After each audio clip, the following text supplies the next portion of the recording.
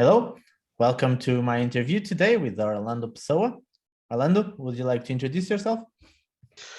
So, first of all, thanks for the invitation. So my name is Orlando Sá.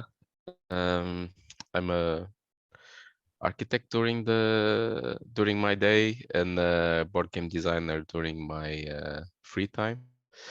Um, I'm married. I have two wonderful kids, and currently I live in Brussels since 2008. I think that's all. All right. So you live abroad, but you still work very much with Portuguese publishers. Is there a reason, or did you just approach your national companies first? How do you go about it? Uh, well, yeah, I think it was more like kind of a logical approach when I started to design games more seriously, say, because I discovered board games in 2012, and since then I've tried to make some stuff, but they were all a bit horrible because when you don't know a lot of games and you don't play a lot of games, it's normal that you don't know what you are designing. So, Mhm. but around 2015, 2016, I started to be more serious about designing them, and then if you want to be serious about designing them, the next step is to publish. And I always try to take a bit kind of a straight approach. So I started by designing family games. First of all, not because they are easier to do, but because the matters are easier to approach. Let's say the mechanisms are simpler. Let's say you work basically with one, two mechanisms on the game. So which sometimes is difficult to make an elegant game Yeah. from that. Um, but I guess it's much easier if you want to learn how to do it, if you learn with the basic steps than if you start designing a game of Vital Lacerda. So I started by designing family games, and I started by designing games with themes that I knew quite well, because again it was this kind of approach, like I'm gonna design something that I know, that I will do some research, but I know the basis. um, and so that's why I started designing games around Portuguese themes. It was just logical to contact Portuguese publishers. And yeah, before designing games, I was also a kind of a YouTuber for 1 year and a half or something like that. And on that period, I also had contacts with the Portuguese publishers like Mibo Games and Pythagoras Games. So it was just like a normal approach, saying Mhm. like, hey, by the way, I have these games, you want to have a look? So that's how it started. It was like Okay. that. The first game you designed was or published, designed and published. So actually the first game that I designed was a print and play game called Adamastor. Mhm. Um, that game was never made with the idea of being published. It was Mhm. just something to force me to create something. So like I said, it was around 2016, and I had so many ideas in my head, but nothing was on paper. And Mhm. ideas are very good when they are in your head, but just when they are on paper is when you see if they work or not. So I forced myself to give the next step, and that's why I thought, okay, I'm gonna make a print and play game. Actually, before I had designed several variants for games, Mhm. mainly solo variants. Like I had made a variant for Nations, Uh-huh. the board game, Yeah. a kind of an automa. I had made a kind of an automa for the voyages of Marco Polo. So these were games that I was designing, that I Mhm. was playing at the time, and I wanted to design stuff. So I thought, okay, I'm gonna start toying with something that is already good, and I Mhm. will try to make something out of it. Yeah. And then that led to making a Damastor, which was a print and play game. Mhm. And after Damastor, Porto was my first published game. It was Yeah. published by Mibo Games in 2019. Then in 2020, Pythagoras published my second game, that was Rossio. Yeah. And Pessoa, my third published game, normally should have appeared around Essen last year, Yes. but only now is starting to be available in Europe. Mhm. Yeah. Which one would you say was your best received game? Oh wow, it's hard to say. I mean, if I look if I look in terms of awards or something like that, for sure Porto, because it got some some Portuguese awards that the game gained. But still was still a game that stayed always a bit on the Portuguese context, Mhm. and there were some international versions, but it was a game that never arrived to the American market.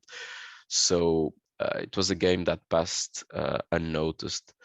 Um, Pessoa is being quite well received, Mhm. especially on the French-speaking community, because it was published in French by Geek Attitude Games, Mhm. and we were in Cannes uh, this year to present the game. It was very well received, Nice. and but it's still in the beginning, so the feedback is very good. But like I said, it's just like we have this feedback from 1 month and a half. Let's see Yeah. how things evolve in 1 year to 2 years. But for sure, Mhm. I would say Pessoa, also by the scope of the game, will probably be until this point the game that will be the best received, I think. Yep. Would you like to tell us a bit more about Pessoa? Because it's a very interesting concept, and I think some people might not be aware. Yeah, so Pessoa is a worker placement game where each player has only one worker. And what are these workers? So Pessoa, uh, Fernando Pessoa was a Portuguese poet from the beginning of the 20th century. Very eccentric. Not only he was a fantastic poet, still today one of my favorite, but but he created during his lifetime more than 70 heteronyms. And heteronyms, it was him who coined the term, the terminology, because there exists the terminology heteronym in a literary sense that has to do with writing, but in terms of conceiving and creating stuff, he coined the term heteronym, in the sense that an heteronym is a sort of alter ego, but much more than that. That has its own personality, that has its own life. So Pessoa kind of created this.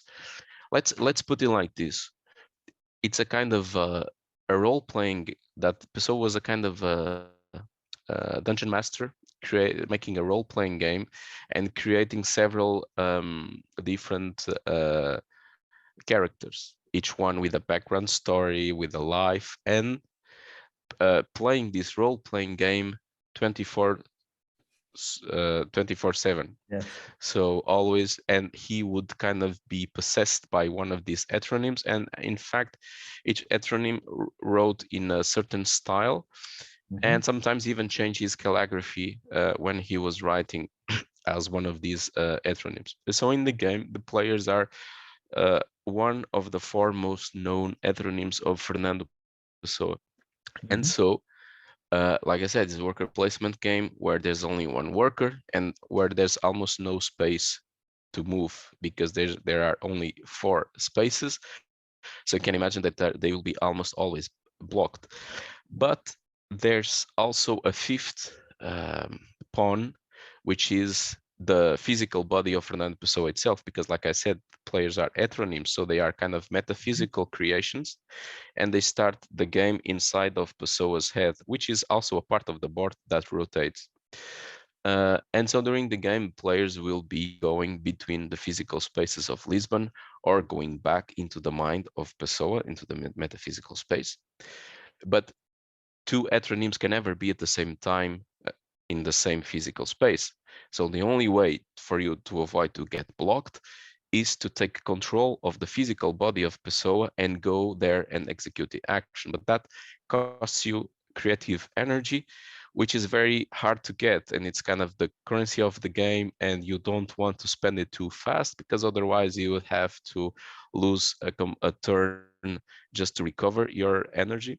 Um, so there's always this thing of, should I take control of the physical body, or should I remain as a metaphysical creation and do my actions? And ultimately, the game is a kind of optimization game. You only have 12 turns during the game. Probably 2 or 3 of these turns you will spend resting to recover your energy, and also playing some objective cards that will score you in the end of the game, extra points. But in fact, actions that will provide stuff for you to do, you will have like 9, 10. So you have to make them count. So if you go to a certain place, you want to make the best of that, and not go there just to grab a card or just to grab a tile. Now you have, at the same time, you also have to coordinate when you perform things, because timing is very important, because there's an astral map.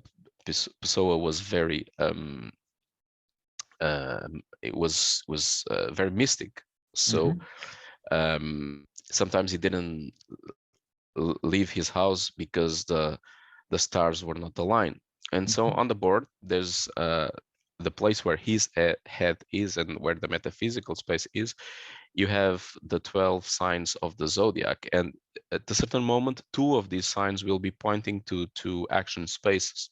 And if you go to those action spaces at that precise moment, and you spend a card that has that astrological sign, not only you perform the action as you would normally, but you gain an extra bonus. And these small extra bonuses are the things that make the difference between somebody who is just starting to playing the game and somebody who has experience of the game.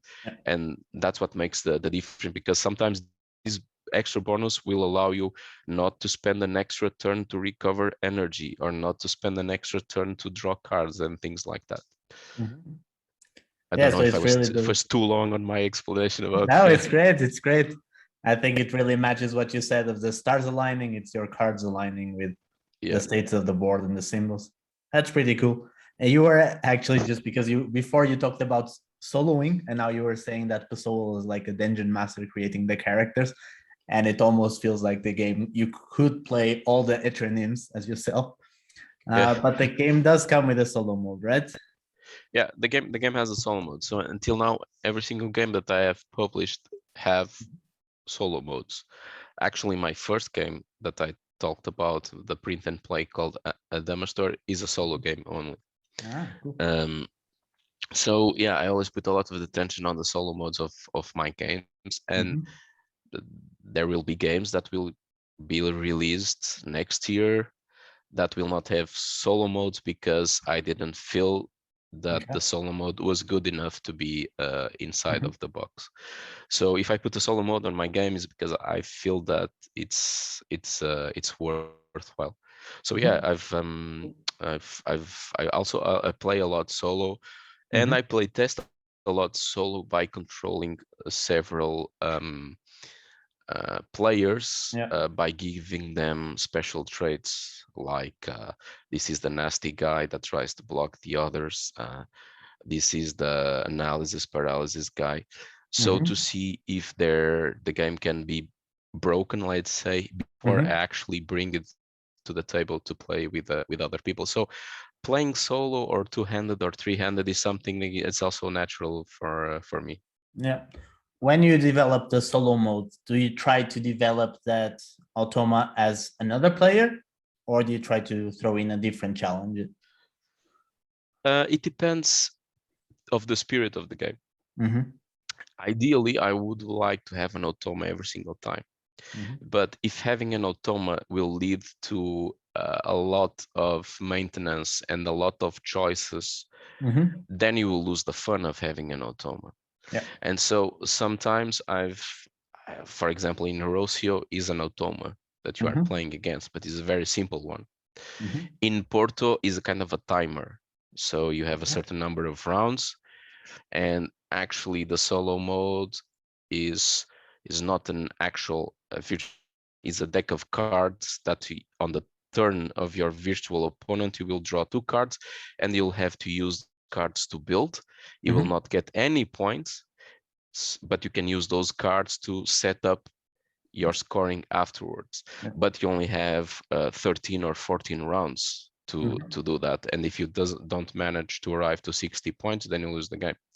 Because on that game, for example, in Porto, there are so many variants at a single moment. Like if you're gonna build, why am I gonna build here, there, or there, or there? So in order to do an automa for that game, I would have to almost have a tree of Yeah. decisions that do not That's relate fun. with the spirit of the game, which is a family game. So in Mhm. the end, I decided, no, I'm gonna do it as simple as I can, and make it more as a puzzle and less as a competition because between an automa. Mhm. Um, Pessoa is a mix between both. Mhm. So again, to avoid the kind of decisions that Autona should have taken, and not to make it so long, because the game is a fast game in the end. So there's a kind of a threshold that you have to achieve, which is 100 points. But there's a kind of virtual heteronym on the board that is screwing you up, like taking out cards, or removing poem tiles, or removing library tiles. So refreshing these places so that it's still a puzzle, but you have to adjust to what he's doing. So it's a kind of a mix. Mhm. Is an automata. It is not scoring points. It's just blocking you, and you have to build a puzzle in a way that you arrive to a certain score. And on the game, there's also a kind of a solo campaign mode, Yeah. where basically uh, you will continue to play in several days or several sessions, Mhm. and the campaign ends when you lose. Perfect. So, but each game that you win, the next game you'll have to achieve a higher score. Sure. Usually it's 4, 5, or 10 more points than the previous game, but you Mhm. also will get some reward, or an extra library tile or something like that. Mhm. So at a certain point you are gonna lose, Yeah. and then your score of the campaign is the number of games in a row that you have won. That's cool. So yeah, I really put some effort, let's say, on my Yeah. solo versions. That's really great. I'm also a big solo player, so for me, if a game has a solo mode, it automatically means I'll at least get to play it. So it's a big Yeah. factor. Would you consider designing a solo only game? Yeah, like I said, Adamastor, my first Yes. game, was a Mhm. solo only game, Mhm. and one good news is that it will be published next year, Cool.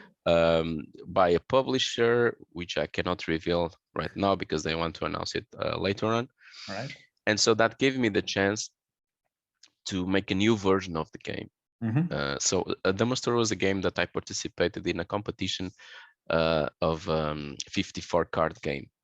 So Mhm. that's where he was born. Yeah. So when this publisher asked me if we could do a new version of Adamastor, then I kind of doubled the amount of cards on the game, Sure. and I introduced also more narrative to the game, which is something that was lacking. I think the game is quite good, but it's very mechanical, the original one. And I wanted to make it more, apart from the mechanisms that worked already really good, I wanted to make more narrative and introducing also a small campaign mode with a branching story.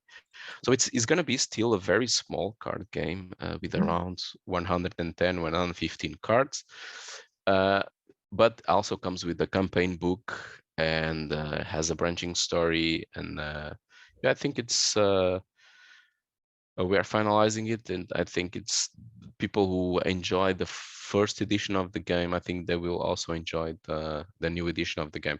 And also, my idea to renew the game was also to leave the first edition free out there, Oh. Mhm. so that the publisher could have a product that he wants to sell, of course, because the publisher will not want to invest in something that Sure. everybody can have it for free.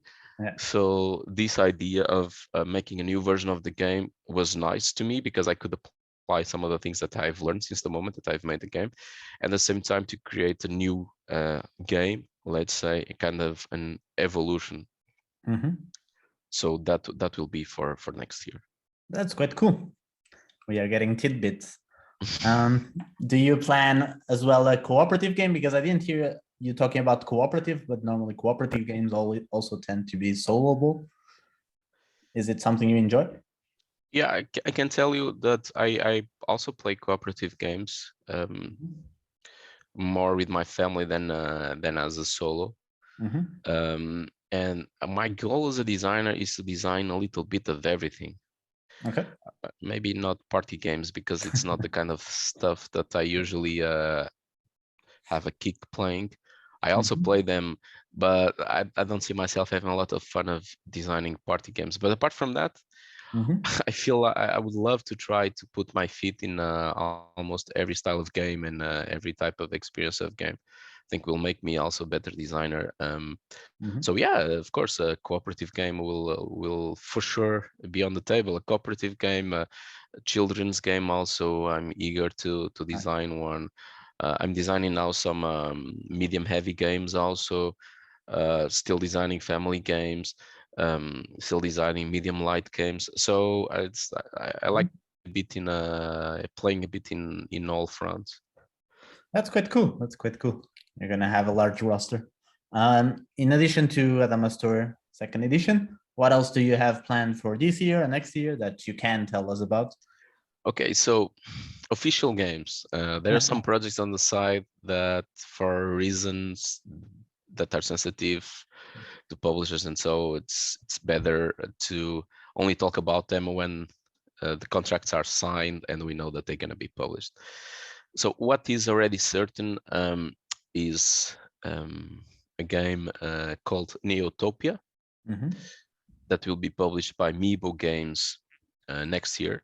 It's a game that I co-designed with André Santos. Okay. And it's a family game. Very, very simple rules, but I think it has some depth to it. Okay. So basically, it's a game where players are constructing a futuristic city in the future. Self-sustained city, kind of envisioning a sustainable way of living, where you produce on the city what you eat, you produce the energy that you use, and so on. And this city is divided in 3 regions.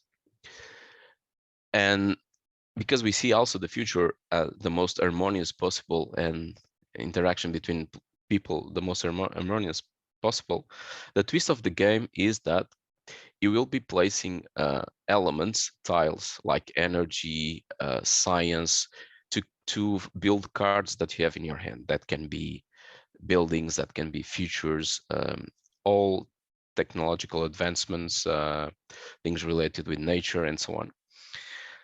And all players are building in this common board. But the thing is, each time you complete a card in a region by placing the elements, you score points on that region.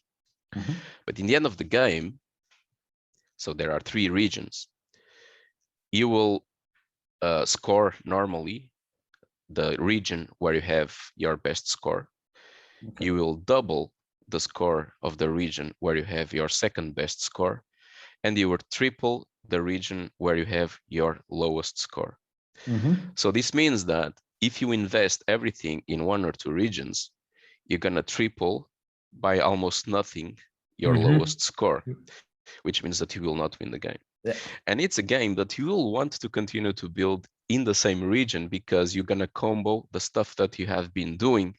But if you do that, then you are not building on the other regions, so you're gonna hurt yourself. So there's a lot of hard decisions, like when I'm stopping here and going to the other place. And because everybody is building in the same stuff, you can use the elements that were layered by the other players to complete stuff that you have in your hand. And so it has this twist of scoring, where you cannot focus in one place. So the city kind of grows harmoniously between the players. So that's a game for next year, published with Meeple Games. there's also Adamastor, like I said, the new edition. And there's also a game that I'm doing with Pythagoras Games, so the publishers of Pessoa, called Celtai, which is the Latin terminology for Celts. Okay. So uh, it's a game at the same weight as Pessoa, or maybe slightly heavier. I still don't know. Uh, um, but it's a game that where players a game that depicts the most important rebellions of the Celts, sorry, against the Romans. Uh, and actually, it was a game that started with the rebellion of Viriato in Portugal, which is kind of a Portuguese hero who managed to create a lot of problems to the Romans when they were kind of already controlling the Iberian Peninsula, but they were unable to tackle down this the Lusitan tribe. And so on the game, there are 4 scenarios, and each game you choose one of those scenarios. So it's one of those rebellions.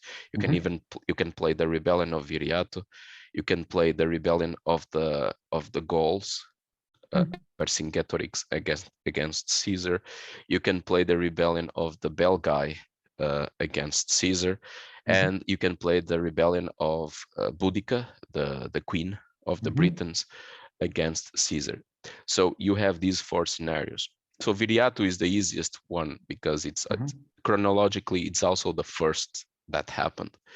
And so it's a Mancala game where you are trying to influence the tribes, the Celt tribes, to join your cause. Because in what was common in all these 4 rebellions was that the Celts never get along between themselves.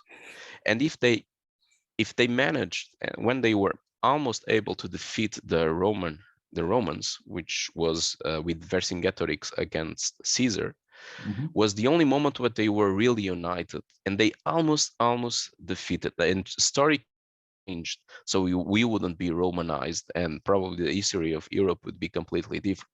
And so this game builds on that premise that we can change the history, in the sense that in every one of these rebellions, the game can end in 2 ways. Either the Celts manage to achieve their goal, which is to unite all the tribes and take down the Romans. And during the game, you are trying to put influence on the tribes to get them on your side.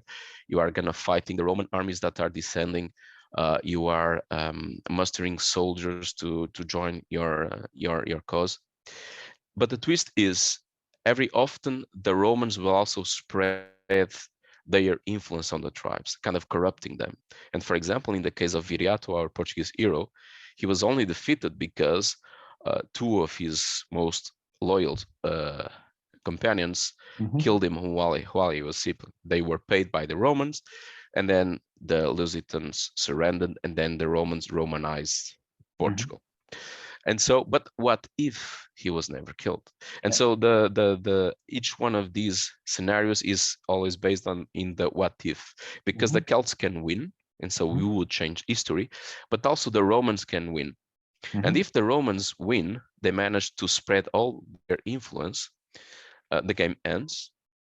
And during the game, players will be faced by, at a certain point of the game, to get corrupted by the Romans. So you will get influence from the Romans. So you're still fighting on the Celt side, but you are already watching, saying that, meh, maybe I should get a bit corrupted, because you never know. Because in the end of the game, depending on the game ends, the corruption that you gain has an impact. So if the Celts won, each corruption that you have will make you lose points. Yeah. But if the Romans won, each corruption that you have will make you gain points. And sometimes that's the difference between winning and losing on the game. And so it's a game that is built in this premise that and players is funny, because players, they start always with good heart, we're gonna fight for the Celts. But at a certain moment, there's moments of tension where somebody says, I don't know, I'm gonna try to make the Romans spread even more their corruption so that they win the game, or everybody's trying to go to the other side. So And in each of these scenarios, there are some twists that are related with those rebellions. So in the rebellion of Viriato, corruption has even more impact than in the other ones, because in fact he was defeated because of that. In the rebellions of Vercingetorix and Ambiorix, which is with the bell guy, those two have actually a figure of Julius Caesar in the board, which just makes things harder because he was a tough guy to beat. So he makes a lot of constraints. Like with in the rebellion of Boudica, what actually happened with the Britons, the Romans were already there. So a lot of the Roman corruption starts already on the board. So the timing is even more. So these things change between the scenarios, but the core of the game is always the same. Are the Celts going to win? Are the Romans going to win? And how the game ends depends what happens to the corruption that you may or you may not collect during the game. And sometimes it's very tempting to get corrupted, like you can imagine. Sure. Especially if you end up winning while corrupted, right? Exactly. Yeah, that's cool. Scenario-based games are always something I enjoy because you just throw in a little twist to the formula and you can get a very different experience. How long is the game? Is each scenario right around the same time, or does It's a game of the same length of Pessoa. Okay. Like it's a very fast game in the end. The game, it's again, it falls in the bit the same logic of optimization. You will have also around between 10, 14 turns. It depends how the Romans spread their corruption or not. It depends if players are actively trying to do that or not. So, and unless Pessoa, where the rounds are fixed, here are the players who determine the length of the game, but it's never a long game. So I can say that with 2 players, it plays around 45 minutes, and with 4 players would be around 1 hour 15, 1 hour 20, Okay. let's say. So it's fits exactly in the same time frame as Pessoa. Nice. Cool. And the other game I'm working on, which I cannot reveal now, it will be my heaviest game until date, which is a medium heavy game where players are managers, let's say, of a rock band in the 70s. That's And awesome. it's a game which is departing a bit from the approach. I'm using kind of 2 approaches to the games I'm designing.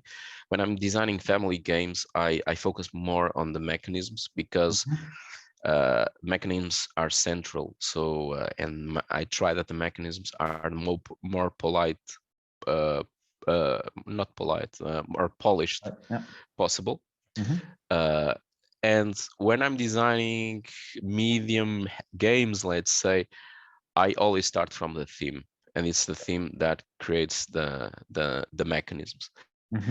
And so, especially, I'm very enthusiastic with this Rock Band Manager game, because I'm kind of also pushing the limits of the heaviness of what I've been designing until now. Yeah. But I think it's going to be also a very thematic game, where players are composing music.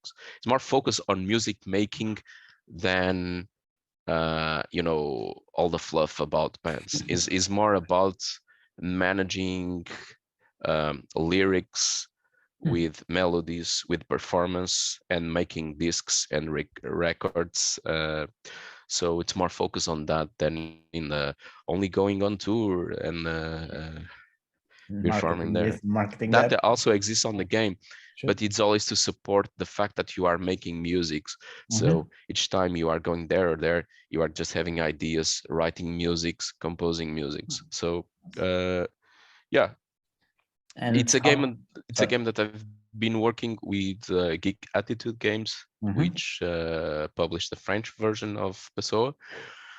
Um, it's not 100% sure if they will go further or not, because we're still in a not in initial phase, but there's still a lot to be doing, and of course it depends how things evolve. But I'm really happy with the game. Let's see. I hope this one gets further. That's cool. How many players is that for? 1 to 4, 2 to 4? 1 to 4. One to 1 four. to 4. Yeah. Nice. Um, I tendency have games 1 to 4 now that I realized. I think it has to be a little bit with downtime. Mm-hmm. My experience playing strategy games with 5 players is that sometimes the downtime between you finishing your turn and going back to your turn again sometimes is very massive and can distract players from the game. And I'm always very concerned that the players disconnect with my game. That's why I guess also all my family games have common boards and shared boards so that everybody is forced to see what the others are doing, because if you pick Mm-hmm. up your phone you can miss something. Yeah. So I have tendency not to make a lot of multiplayer solitaire games. Mm-hmm. um, and and so when I go a bit on that direction, I try to reduce the downtime also so that you do not get disconnected. So that's why in actual, never designed a game or thought in designing game for 5 players, to be honest. Yeah. It's a hard balance, definitely. Yeah, The especially because I think that most board games, most of them work better at 3 players. really. I think Yeah. that's the feeling I have from But all the games that I've played during these years. That mhm. usually 3 players is a soft spot for a board game in terms of downtime. Yeah, usually I have I have that feeling. Yeah. Well, it's a tough spot. Sometimes companies really come out with a game that only supports like exactly three. And I think it's a tough sell because normally people like the 2 to 4, right? Yeah, Even though yeah, it works better at 3. yeah. No, in my games I always try to that they work well, especially 2 players. Mm-hmm. I'm a bit sensitive to that. Like I could make a Pessoa. I couldn't make that Pessoa didn't have, for example, the neutral heteronyms that occupy spaces on the board, but the game would be very loose at 2 players. Mm-hmm. Um, and so yeah, some people complain that they have to move these neutral heteronyms. It's something that takes like 15 seconds, Sure. but some people don't want to move neutral stuff. They think that the game is not good if they have neutral stuff. But at the same time, the game would be really bad if you didn't have them, because that means that you could do whatever you want and you would lose the sense of tightness that the game has on the worker placement. So I always have a lot of attention on the scaling of the game, and Mm-hmm. that's why I never go beyond 4, because I feel that I don't control the scale there. Mm-hmm. And my feeling that most of the games play well with 3 is also based in a bit like that, because 3 is much more interactive than 2, and it's more controllable than with 4. So so yeah, but I try always to focus very much on the scaling of the game. Cool. Like my first edition of Adamastor was a 1 to 2 player game. I Mm-hmm. removed the 2 player game in this new version because it didn't work so well. So it's just Yeah. it was a solo game, so it should be a solo game. So it will just be a solo game. Sure. It's like trying to cram a solo mode into a game that doesn't work. You can do the same Yeah, to a solo precisely. game. Yeah, then you have the opposite. Yeah. Yeah. Nice. Very nice balance. Anything else? Any other game in the pipeline No, there are several other that you can talk projects. about, of course? Uh, Yeah, there are several other projects, but they are not so definitive as these ones. Mm-hmm. So yeah, we'll see. Mm-hmm. I also don't want to talk uh, about some games that may never see the Sure. light of the day, because because board game designers, most of the games that they design are never published. So you only know the designs that are published, but on the on the side, on the coffers, there's a lot of games that never see the light of the day. That's pretty cool. Do you have any tips for board game designers since we are talking about the topic? Tips for board game designers. Yeah, don't do the same mistake that I did, that is starting designing games without playing games. Okay. So play a lot of games. I think that's the best tip I can always give, is play the maximum of games that you can. Mm-hmm. Like kind of before you want to design, do a kind of a masters in playing. Only when you played a lot, you will things will come easier to you when you are designing games. And if you want to start slowly, start, why not by making a house rule or a variant for a game that you enjoy, but you think could have a different twist, or may make a variant for the game.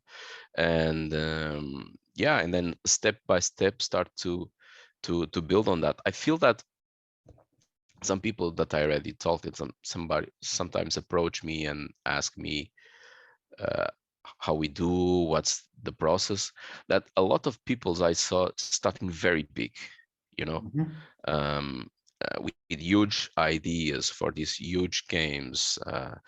I have an idea for a giant 4X game with sci-fi, with miniatures, and then has this and that. And then these people spend a lot of energy doing a game that probably will never be published because, first of all, they never pass through the process of publish a simpler game, let's say. Mhm. Second of all, probably that game is not marketable, so not a single publisher will pick it up. And then third, they will probably be frustrated with the process and they will end up giving up. So the thing is, like, just start small and start to expand. Worked for me, and I'm not a very smart guy, so Come so on. if it works with me, it will work with other people for sure. So that's your tip. Nice. Very cool. All right. I don't want to keep this too long. So since we talked a lot about Pessoa and it's your most recent game, where can people find it if they want to buy it? So yeah, that's the big question now, because for what I know, so the French version is quite available in French-speaking countries, Mhm. which, if you are listening to this interview, will not be your case probably.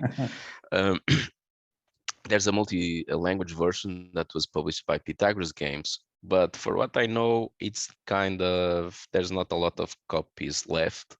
Mhm. So probably there will be a reprint soon. Our hope is that sooner or later we'll have a North American license.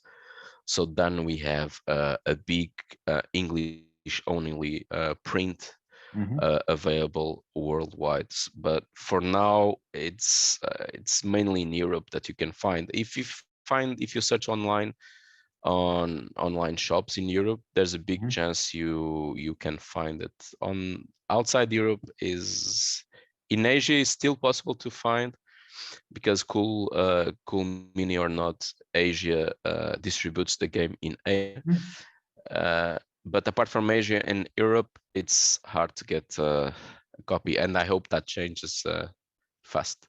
Yeah, we hope so too. Otherwise, they need to ask the friends that come to Essen to grab Yeah, a few copies.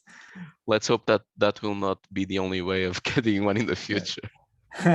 Hopefully not. All right. Do you have any parting words? No, I will just want to thank you for the interview. It was in fact an interview that we have been postponing for a long time. Sure. It kind of went along with the postponing of the release date of Pessoa. So this Sure. was supposed to do this before Essen, and we are doing this 6 months late. Yeah. Um, but yeah, the game is here. No, I just want to thank you, and like I said, if people that are watching have the dream of designing a game, just do it. D- but just focus on giving solid and small steps each time. Play the maximum you can and improve yourself as a player, and you will be improving yourself as a designer. Nice. Thanks a lot, Orlando. Uh, and just one last thing: when you are playing, um, just don't focus on winning. Hmm. Uh, Focus on pushing games into several directions to see how games behave. That these are some of the best lessons that you can get by playing a game, is sometimes not playing for winning, but playing to push certain buttons on the game to see Mhm. how the game, or how the design of the game sustains that. And sometimes you'll discover, wow, the design is really good because I tried to do this, and kind of I was completely destroyed by the, Hmm. because so if you do that, you also learn. Of course, I can say this because I lose most of the games, and that can be a great excuse. But it's true that you learn a lot also by playing unconventionally, let's say. Do you have like a good example for that? Like a game that's stuck in your head where you tried something wonky and it. Oh, I have several games. Like for example, the Splotter games are the ones that come to my mind. Where trying to do something unconventional means that you lose on the second turn. But still, you discover interesting things about the design. No, nothing specifically, but that when you are playing, winning should not be. I mean, if you want to learn, winning should the goal. You should like kind of, sometimes you have two choices in your hand, and sometimes it's the most logical is this one. But if you say, yeah, fuck it, I will just do the other one to see what happens, Yeah. because nobody is doing that. That's a way of discovering a game, is doing also what the other people are not doing. And sometimes you can even win by that, because if everybody's doing the same, you can go in a different direction. But if you don't win, at least you are doing something different, that you are discovering the game. Because if 3 players or 4 players are playing a game and all of them are following the same strategy, then in the end, you didn't learn a lot of that game. You just learn one path to the game. Even if you go in a disastrous path, in the end, you'll learn that that's a disastrous path. So you already have more information than playing like the others. So that's what I say. If you want to design games, try to push the games in different directions and see what it gives. You will learn every single time in terms of balance, how the designer balanced that, just to make you notice that that's a bad path, for example, things like that. That's pretty cool. I never heard that tip, and it sounds like a thing I'll try.